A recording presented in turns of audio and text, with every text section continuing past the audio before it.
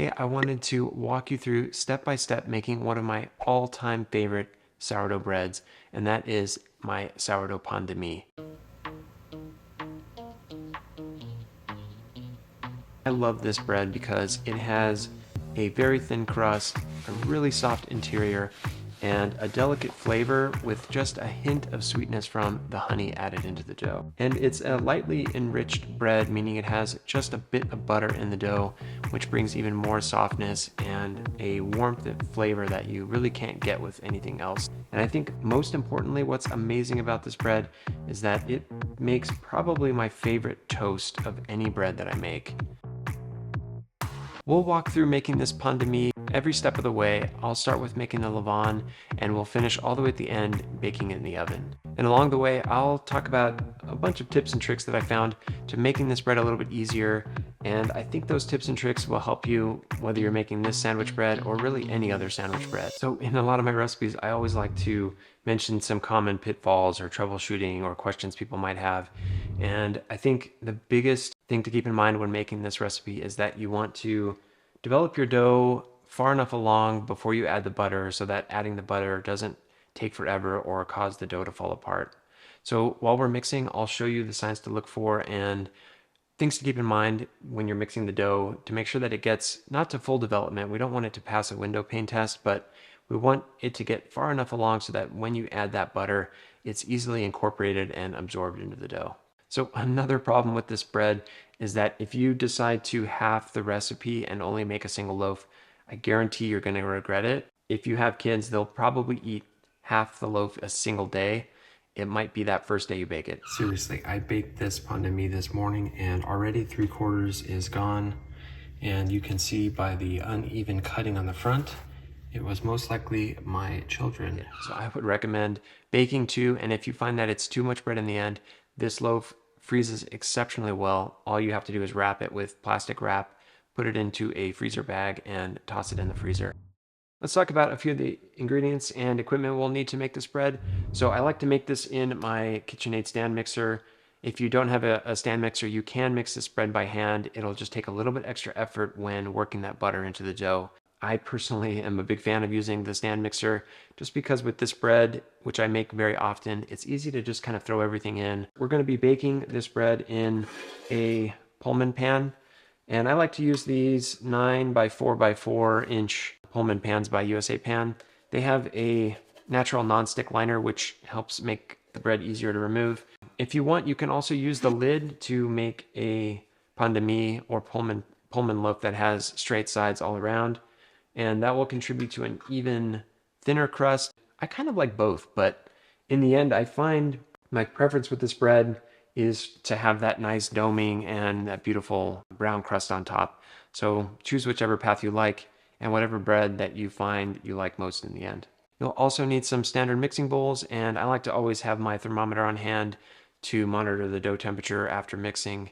Gives you an idea for how fast or how slow bulk fermentation is going to proceed. For the flour in this recipe, I like to use a medium protein, so typically an all-purpose flour would work really well.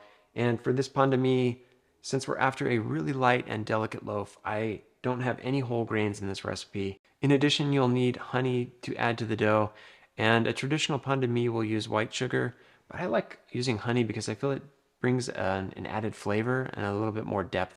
Along with the honey, we'll enrich this dough with butter, and I always just like to use a standard unsalted butter. If you can get your hands on a European style butter, that would be even better. I also call for adding some whole milk to the recipe, and that milk brings more tenderness to the interior of the bread, and it helps aid coloring on the crust as well. And then you have your usual additions to any bread. You have got salt and water to finish hydrating the flour. And the first thing I wanted to talk about making the levain and why the way I built my levain yields a bread that's not as acidic as other sourdough loaves might be, and make sure that your levain is used at the right time and has the right characteristics for when it should be mixed into the dough. So I like to use it before it becomes overly ripe. You want to see bubbles on top and bubbles on the sides. The texture should be smooth and loose, but not to the point where it's very acidic and have an overly pungent aroma. While an overnight levain might have an opportunity to build up more acidity and more sourness and more bacterial activity. This is a very mild one due to the use of all white flour to keep it mild. You can see my Levain ready and ripe for mixing this dough. There's lots of bubbles on top, and if you pull back the top, you'll see there's even more below.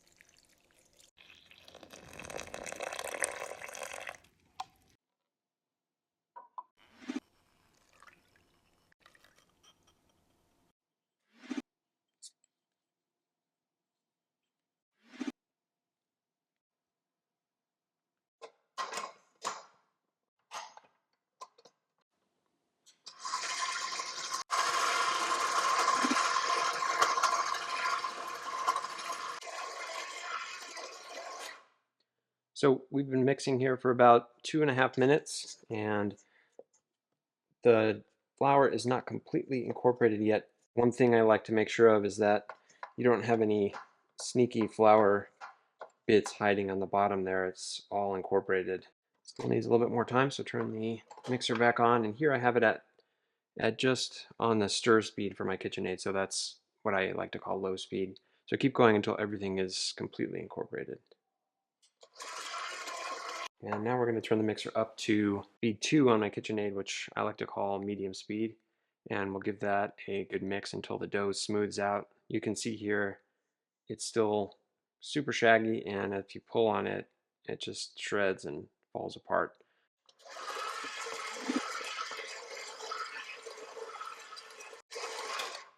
So now you can see the dough is really starting to cling to the dough hook, and that's a good sign that we've developed the gluten in the dough far enough to where it's probably good to stop mixing at this point. We are going to still give the dough a couple sets of stretch and folds during bulk fermentation, which will add more strength to the dough. So in other words, it doesn't have to be fully developed at this point. So if you grab some of the dough and you slowly pull it, you'll see we're getting a little bit of a window pane, but it does eventually tear. And for me, this is good enough since we'll be giving it those stretches and folds during bulk fermentation. Now that the dough's been developed sufficiently far enough, we can start adding in the butter one pat at a time. So remember, at this point, the butter is very soft and at room temp, so a finger press into a pat will easily push right in. And we'll add the butter in slowly so we're not overwhelming the dough and causing it to fall apart during mixing.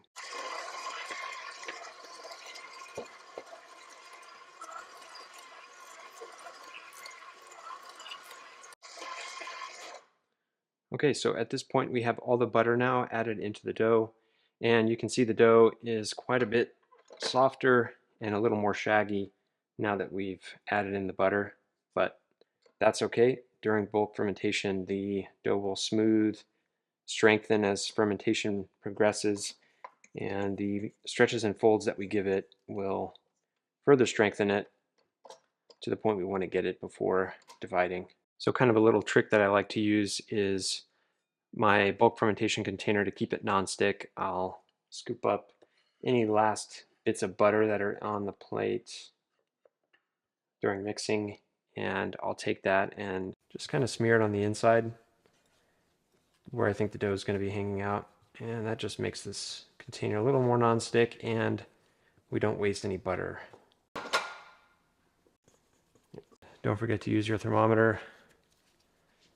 Take the temperature of the dough. Make sure your final dough temp is around 25 degrees Celsius or 78 degrees Fahrenheit. I like to cover my bulk container with these reusable plastic covers. These will last easily months if you keep them clean. So I cover it up. Set my timer for 30 minutes. So it's been 30 minutes and you can see the dough has smoothed out just a little bit.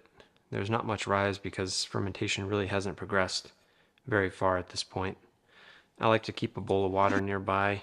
I'll wet my hands, scoop down to one side of the dough, and pick it up, fold it right over to the other side. And then I rotate the bowl 180 degrees, perform another fold, and the dough will form a nice rectangle here in the bowl. At this point, if the dough is strong feeling, you can just do a simple fold to let the ends drop under. Or if it's not very strong, you can do 2 more sets of vigorous stretch and pulls like that.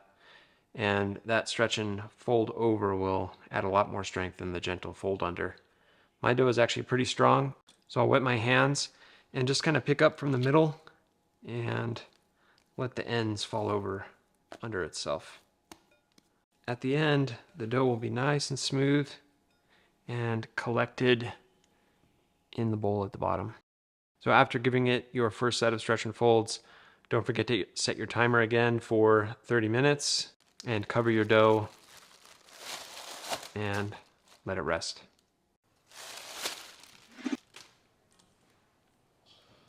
So at this point, my dough is pretty strong here, so I'm just going to do a very gentle set of stretch and folds for this second set, and all I do is put my hands underneath, scoop in the middle, pull up, and let the dough kind of drape under itself. And I'll do this on each side of the dough, wetting my hands as needed to keep them non-stick. At the end, you can see the dough is starting to show some signs of fermentation. There's some bubbles on top, and it's quite smooth.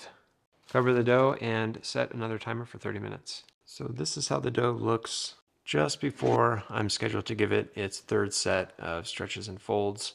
And you can see that the dough is quite a bit smoother. It's risen a little bit in the container. There's some signs here of fermentation.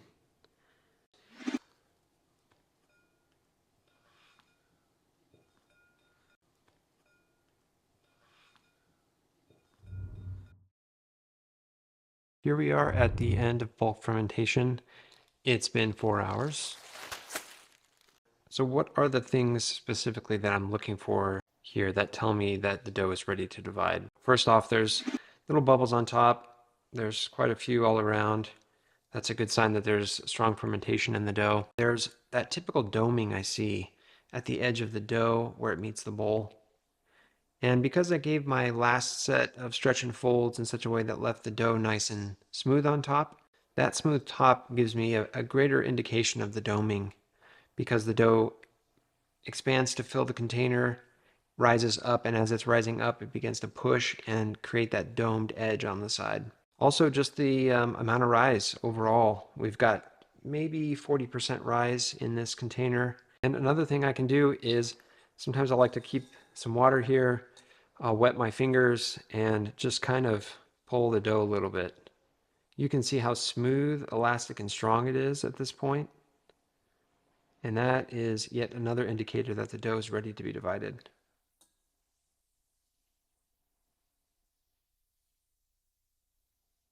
Okay, so now we're going to get our dough out of our bulk fermentation container onto the work surface and pre-shape it into smaller rounds. I like to use water for pre-shaping, so I'll keep a small bowl of water here next to my dough, and I'll wet my hands and bench scraper as needed to keep everything non-stick. Instead of using flour, I like water because it avoids the possibility of working in too much flour into your dough at this point, which might show up in the end as kind of an unbaked gummy area. What I like to do is just kind of slip the scraper behind the dough here and scrape it as it's falling right out. Just encourage it gently to come out of the bowl. So next I'll get my water, I'll dampen my bench scraper a little bit, and my free hand. This will be the hand that's guiding the dough into a round shape. Divide the dough approximately in half. If you want to use a scale here, you can, to ensure that you've got 2 equal loaves. And since we're doing a pan loaf, it's okay if you're a little bit more forceful with the dough. Although with this dough and how strong it looks here, I'm not going to pre-shape it super tight. Definite rounding here, and it's not spreading out quickly on the work surface. So I know that there's plenty of strength in this dough, and I don't need to be overly forceful with the pre-shape.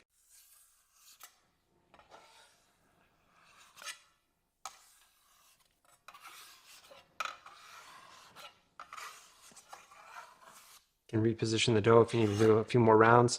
You can see it's quite gassy here, so I just like to tap these out a little bit. And I keep my bench scraper at a fairly shallow angle to the work surface, and this imparts less tension in the dough and less strengthening. If I'm up at a higher angle and I pull strongly like this, it's going to create a very, very tight skin on top of the dough. So I'm here at a shallow angle, and I use my right hand to just gently coerce it into shape. You can see it's nice and smooth. It's holding itself on the counter. There's still some large bubbles here that'll just help kind of redistribute. I like to leave my dough at this point uncovered during the bench rest, and during the next 30 to 35 minutes, the dough will slowly expand outward and will be relaxed and ready for final shaping. It's been about 35 minutes and the dough has relaxed out, and it's not sticky to the touch because I've left it uncovered, which makes shaping easier. Have some flour nearby. Give your work surface a gentle dusting of flour.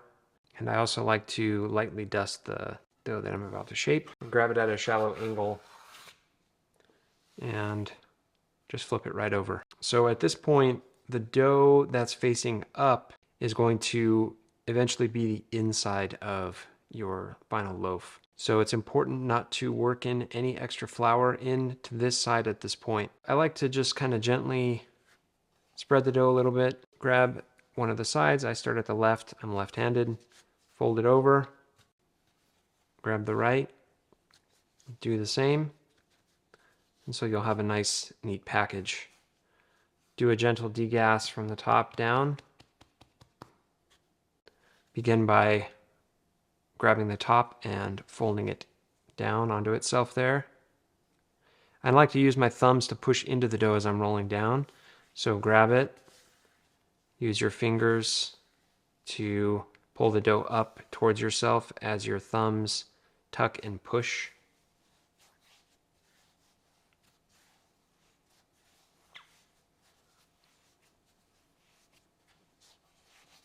And so you'll end up with a nice cylinder shape here with tapered ends.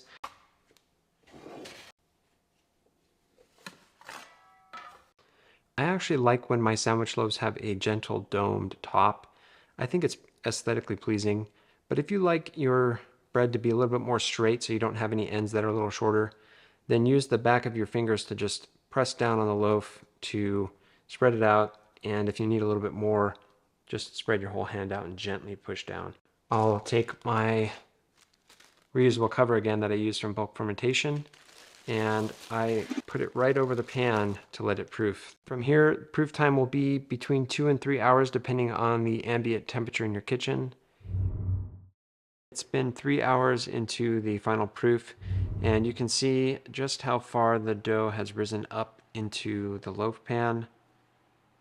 If you do the poke test, you can see that the dough springs back very, very slowly, and it doesn't quite fill in the indentation. So here we know that the dough is ready to go in the oven.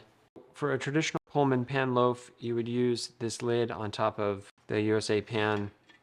You'd slide it on like this and bake it closed in this way.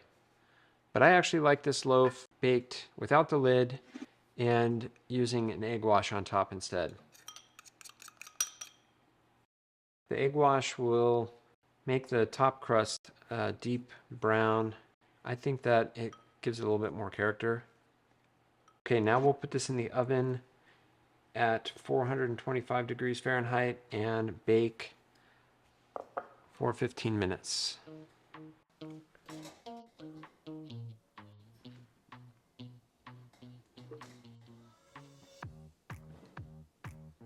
I think one of the challenges with making this bread is that once you start to slice it, it's pretty hard to stop slicing and stop snacking on it. The flavor is subtle and delicate, but it's got this depth that really propels you to keep eating slice after slice.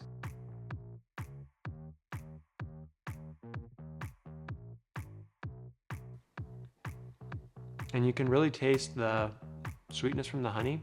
It comes across in a really subtle way, and the backdrop of very gentle sourness amplifies the butteriness and the sweetness in this loaf. I don't know if there's anything that I would rather have in the morning for breakfast than this bread toasted with butter and jelly and a cup of coffee. So I hope you love this super soft sourdough pun de mie as much as I do. I think it's one of my favorite sandwich breads to make, and I think the use of sourdough and natural leavening here in a really mild and delicate way adds a lot of flavor that is hard to find in sandwich loaves that you might find at the grocery store. If you get around to making this in your kitchen, leave a comment below and let me know how it turned out for you. And if you'd like to see my latest sourdough video, I'll put a link up here. Until next time, happy baking.